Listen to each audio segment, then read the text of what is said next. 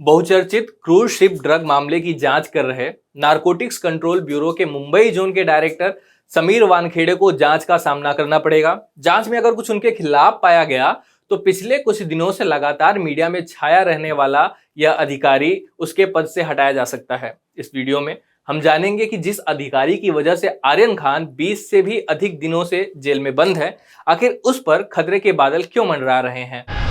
सबसे पहले आपको समीर वानखेड़े के बारे में थोड़ी जानकारी देते हैं। समीर वानखेड़े महाराष्ट्र के रहने वाले हैं और वो 2008 बैच के भारतीय राजस्व सेवा यानी IRS अफसर हैं।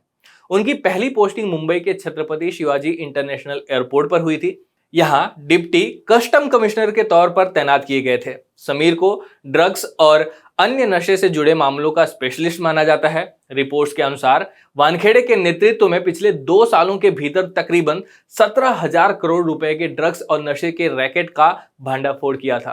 पिछले साल उन्हें DRI से NCB में ट्रांसफर किया गया था। मुंबई क्रूज ड्रग्स मामले की जांच कर रहे समीर वानखेड़े आर्यन खान की गिरफ्तारी के बाद से लगातार सुर्खियों में बने रहे थे।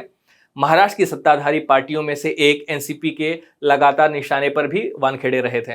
उन पर कई गंभीर आरोप लगे हैं। आर्यन खान मामले को लेकर सबसे पहले महाराष्ट्र के कैबिनेट मंत्री नवाब मलिक ने समीर वानखेड़े पर आरोप लगाया था और वे अब तक कई आरोप लगा चुके हैं। सबसे पहले NCB नेता ने आर्यन खान की गिरफ्तारी के बाद पंच की भूमिका पर सवाल उठाए थे। इसके बाद NCB पर BJP नेता के रिश्तेदारों को छोड़ने का भी आरोप लगाया था।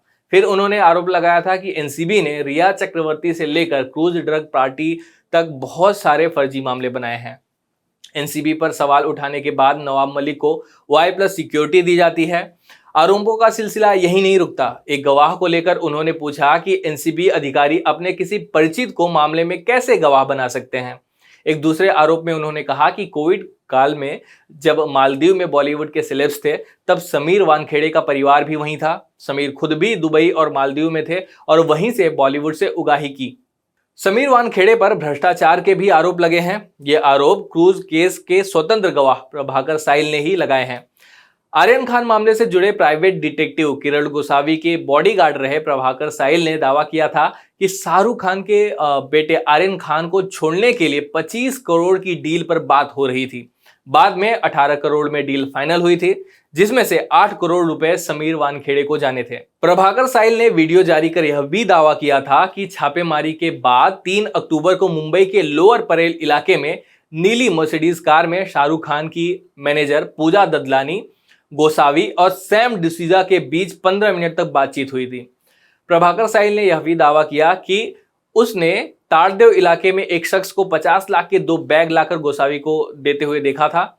उसने NCB ऑफिस के बाहर गोसावी और सैम के बीच मीटिंग का भी उल्लेख किया है। इसके बाद गोसावी अब तक गायब हैं, उनका पता नहीं कि वे कहां हैं। वहीं शिवसेना नेता संजय राउत ने कल एक ट्वीट किया था। उस ट्वीट में छापेमारी के वक्त का आर्यन खान का एक वीडियो है। वीडियो में आर्यन खान के साथ इस मामले में फरार गवाह KP गोसावी भी हैं। सबसे ताजा आरोप की अगर बात करें तो NCB नेता नवाब मलिक ने समीर वानखेड़े पर जाति का फर्जी सर्टिफिकेट बनवाकर आरक्षण के जरिए सरकारी नौकरी पाने का आरोप लगाया है। नवाब मलिक ने एक बर्थ सर्टिफिकेट की कॉपी ट्वीट की थी।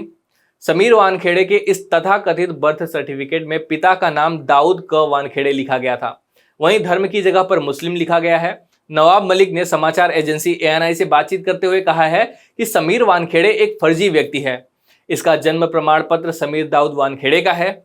इसने जन्म प्रमाण पत्र में छेड़छाड़ की और उनके पिताजी ने धर्मांतरण करने के बाद जो नाम बदला था उसे दुरुस्त किया। इसी आधार पर उसने अपना जाति प्रमाण पत्र निकाला। उन्होंने आगे कहा कि IRS के उम्मीदवारों के अधिकारों को फर्जीवाड़ा करके छीना गया है। फर्जी मामले बनाना, लोगों से बड़े पैमाने पर पैसा वसूल करना और वो ही पैसा बिल्डरों के पास पार करना, इतने बड़े पैमाने में फर्जी मामले बनाए, लोगों को डराया, पैसे वसूल किए। नवाब मलिक के आरोप के बाद समीर वानखेड़े ने प्रेस रिलीज जारी कर बताया कि वह एक बहुधार्मिक परिवार से हैं। उन्होंने कहा कि मैं बहुधार्मिक परिवार से आता हूं। मेरे पिता ज्ञानदेव कचरूजी वानखेड़े एक रिटायर्ड पुलिस अधिकारी हैं। वह हिंदू हैं। मेरी दिवंगत माँ जहीदा मुस्लिम परिवार से ताल्लुक रखती हैं। आपको जानकारी के लिए बता दें कि पिछले साल एक्टर सुशांत सिंह राजपूत की मौत के बाद बॉलीवुड में शुरू हुई ड्रग्स की जांच के दौरान नवाब मलिक के दामाद समीर खान को भी NCB ने गिरफ्तार किया था। कुछ दिनों पहले ही उन्हें जमानत मिली है। कुछ लोग समीर वानखेड़े के प्रति नवाब मलिक के आक्रामक रवैये के पीछे वजह समीर खान द्वारा एनसीबी की गिरफ्तारी बता रहे हैं। एक केंद्रीय एजेंसी के अधिकारी पर इतने सारे आरोप हैं।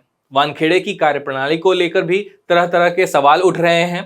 तमाम आरोपों के बाद आज महाराष्ट्र के मुख्यमंत्री उद्धव ठाकरे ने प्रदेश के ही गृह मंत्री दिलीप वलसे पाटिल से मुलाकात की है। इन सभी आरोपों पर समीर वानखेड़े ने क्या कहा है या उन्होंने अब तक कौन से कदम उठाए हैं, इसको लेकर आइए जानते हैं।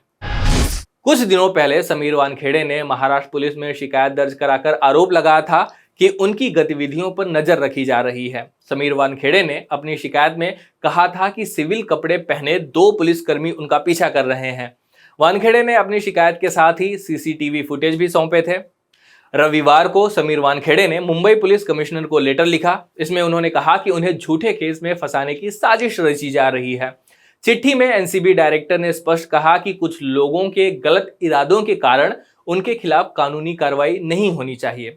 चिट्ठी में उन्होंने इस बात का भी जिक्र किया कि कई लोग उन्हें गिरफ्तार करवाने और जेल भेजने की बात कर रहे हैं। इतना ही नहीं, समीर वानखेड़े ने सोमवार को मुंबई सत्र न्यायालय का रुख किया और अदालत से निर्देश मांगा कि वे चल रही जांच को विफल करने के लिए बाधाएं पैदा करने के प्रयासों को रोके। एनसीबी ने मांग की है कि सबूत या जांच के साथ कोई छेड़छाड़ नहीं होनी चाहिए, जबकि वानखेड़े ने अपने खिलाफ लगाए गए आरोपों को खारिज कर दिया है। वानखेड़े के वकील ने सोमवार को अदालत को बताया कि उनके और उनके परिवार के सदस्यों के खिलाफ निजी आरोप लगाए जा रहे हैं। सेशंस कोर्ट ने समीर वानखेड़े को झटका देते हुए कहा कि कोई भी आदेश नहीं दिया जा सकता, चूंकि हाईकोर्ट में पूरा मामला चल रहा है। ऐसे में यह हमारे दायरे के बाहर है। कोर्ट ने एनसीबी को किसी भी तरह से राहत देने से इनकार कर दिया है। वहीं दूसरी ओर एनसीबी मुख्यालय ने समीर वानखेड़े के खिलाफ भ्रष्टाचार मामले में विजिलेंस जांच शुरू कर दी है। चीफ विजिलेंस अधिकारी इसकी खुद जांच कर रहे हैं। वहीं समीर वानखेड़े को एनसीबी मुख्यालय ने दिल्ली में तलब किया है।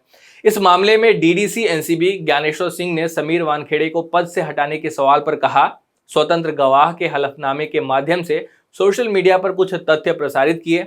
इसे संज्ञान में लेते हुए डीजी एनसीपी ने विजिलेंस को जांच के आदेश दिए हैं। सबूत के आधार पर आगे की कार्रवाई तय की जाएगी। वानखेड़े को कई लोग सख्त अधिकारी बता रहे हैं। वानखेड़े के प्रशंसक कहते हैं कि सेलिब्रिटीज और आम लोगों के बीच वो भेदभाव नहीं करते, सबसे उतनी ही सख्ती से पेश आते हैं। लेकिन उनके काम करने के तरीके को लेकर भी जो सवाल उठाए जा रहे हैं वे उनको मुश्किल में डालने के लिए पर्याप्त मालूम पड़ रहे हैं। अगर एक अधिकारी तय प्रक्रियाओं का पालन नहीं करता, सीधे अंजाम तक पहुंचने की कोशिश करता है, तो इसका नतीजा भी उसे भुगतना पड़ सकता है। खैर, अब तो यह आने वाले दिनों में ही पता चल पाएगा कि देश के सबसे धनी अभिनेताओं में से एक शाहरुख खान के बेटे को कई हफ्तों तक जेल में रखने वाला अधिकारी भ्रष्टाचार आरोपों में दोषी साबित होता है या नहीं। क्या समीर वानखेड़े अपने तौर तरीकों से काम करते रहेंगे या उन पर लगाम लगेगी? और क्या जैसे कि समीर ने दावा किया कि उन्हें फंसाया जा रहा है, सच में उन्हें फंसाया जा रहा है? इन सारे सवालों के जवाब आने वाले दिनों में स्पष्ट होने की उम्मीद है। धन्यवाद।